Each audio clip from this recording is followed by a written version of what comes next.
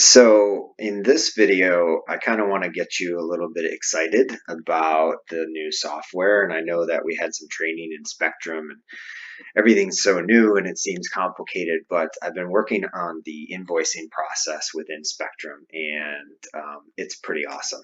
The how simple things will be given the technician's new process in the field with their tablets is really going to make things very easy for us in the office. And so I'm just going to show you a basic one here.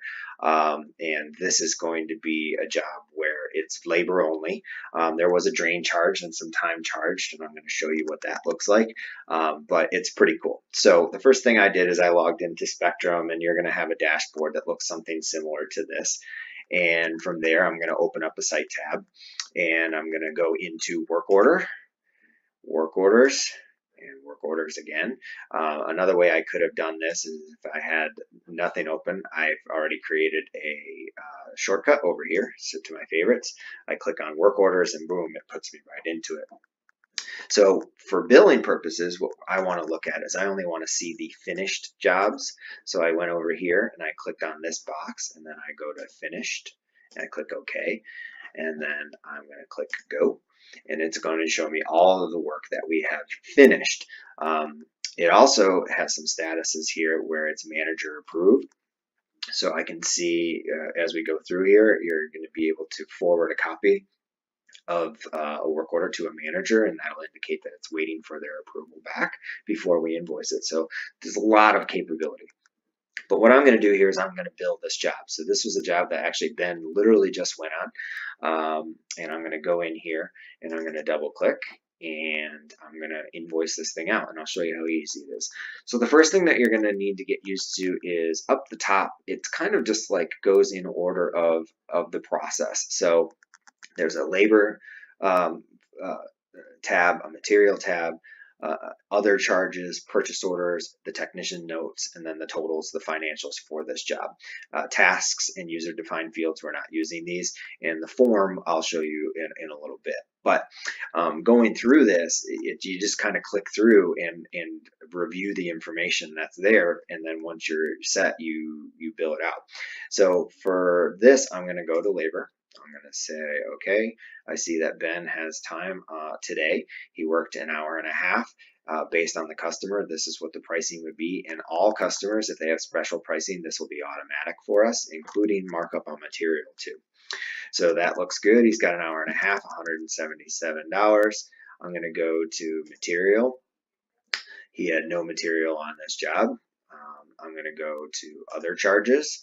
He's got a drain charge. So I see that he's got a $208 drain charge, which means in this case, for labor, I don't want to bill anything for this. So one of the things that you can do here is double click on this. And then I can say for billing, I want the time, but I don't want to bill the customer for this. So I'm just going to keep the time in there. I'm going to uncheck bill customer for this entry. I click OK. And then now it won't charge for his labor. So now I've got other over here. I'm $208, and I notice we don't have a truck charge, so I'm going to click over here. I'm going to say new. I'm going to say TC, and it gives me my $85. If there were a different amount, I would do that. Looking through this, click OK, click OK again, and you'll see that it pops up there. If there were purchase orders, those would show up here. He has none. Again, this is just a very basic, but it shows you how easy this is going to be. I go into notes, and I can see that there's a little dot here about work completed. And it says cable to bathtub drain about 20 feet. Drain is now working good. So I'm good with that. I don't have to change anything. I don't have to type anything. And at that point, I go to my financials tab, and I can literally bill this out right now. I see I've got $293. My cost for his labor is there. And at that point, I click bill now. I'm going to set this work order to complete, and I want to see what that invoice looks like. And I click continue. I want to preview that invoice. And at that point, it's going to show me the hours that we didn't charge for, but it's also going to show the truck charge. It's going to show his notes on this call. It's going to have the drain charge on there, the total invoice. And at that point, if I click email, I can actually email this right to the customer. Now, if there was an email address entered in there, I could, it would automatically populate. In this one, there's not an email address in there, so I would put this in. But going forward, we can get all of that email information entered into the customer so it automatically pops up. And at this point, it's going to have that attached to it. This is his, essentially his, this is going to be the invoice itself. So there's really no need to attach the work order. That's something that he can actually send when he's out in the field. And at that point, you click send.